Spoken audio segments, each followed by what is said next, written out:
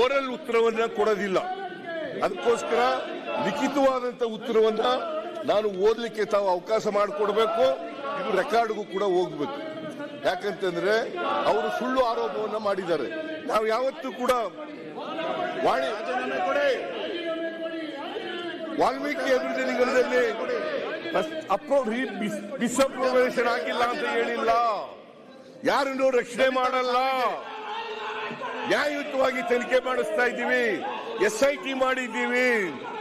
CBIನವರು ಅವ್ರಿಗೆ ಕಂಪ್ಲೇಂಟ್ ಕೊಟ್ಟ ಮೇಲೆ ಅವರೇ ಮಾಡ್ತಾ ಇದ್ದಾರೆ. ಯಾಕಂದ್ರೆ RBI ಆರೋಪದ ಪ್ರಕಾರ 25 ಕೋಟಿಗಿಂತ ಜಾಸ್ತಿ ಅಕ್ರಮ ಆಗಿದ್ರೆ ಅಂತ ಕೇಸ್ನಲ್ಲಿ CBI ಬರಬೇಕು ಅಂತ ಹೇಳಿದ್ದಾರೆ.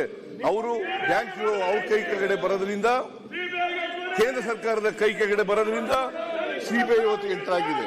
ಜೊತೆಗೆ ಇಡಿ ಕೂಡ ಮಾಡ್ತಾ ಇದೆ. ಇಡಿ ಹಿಂದೆ ಯಾವ ಹಗರಣಗಳಲ್ಲೂ ಕೂಡ ಬಂದಿರಲಿಲ್ಲ.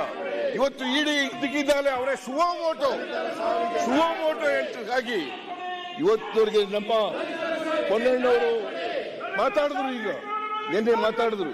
ಪೊನ್ನಣ್ಣವರು ಮಾತಾಡುವಾಗ ಹೇಳಿದ್ರು 171 ಪ್ರಕರಣಗಳಲ್ಲಿ ವಿರೋಧ ಪಕ್ಷದವರ ಮೇಲೆ 115 ಪ್ರಕರಣಗಳಲ್ಲಿ ಇವರು ಹಾಕಿ ನಾಚಿಕೆ ಆಗಲ್ಲ. ಇವರಿಗೆ ಮನ ಮರ್ಯಾದೆ ಇದೆಯಾ?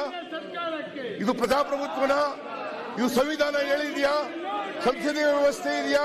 ಇವರಿಗೆ ಸಂವಿಧಾನದ ಬಗ್ಗೆ ಗೌರವ ಇಲ್ಲ, ಪ್ರಜಾಪ್ರಭುತ್ವದ ಮೇಲೆ ಗೌರವ ಇಲ್ಲ, ಸಂಸದೀಯ ವ್ಯವಸ್ಥೆ ಬಗ್ಗೆ ಗೌರವ ಇಲ್ಲ. ಅದರಂತೆ ನಡ್ಕೊಳ್ಳಲ್ಲ. ಇವರು ಬಾಯಿ ಬಂದಾಗಿ ಬೇಜವಾಬ್ದಾರಿತನದಿಂದ ಮಾತಾಡ್ತಾರೆ. ಇವರು ಬೇಜವಾಬ್ದಾರಿತನ.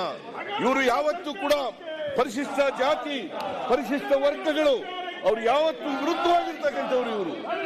ಅವ್ರಿಗೆ ವಿರುದ್ಧವಾಗಿರ್ತಕ್ಕಂಥವ್ರು. ಸಂವಿಧಾನ ಬಂದಾಗಲೇ ಸಂವಿಧಾನವನ್ನು ವಿರೋಧ ಮಾಡಿದಂಥವ್ರು RSSನವರು.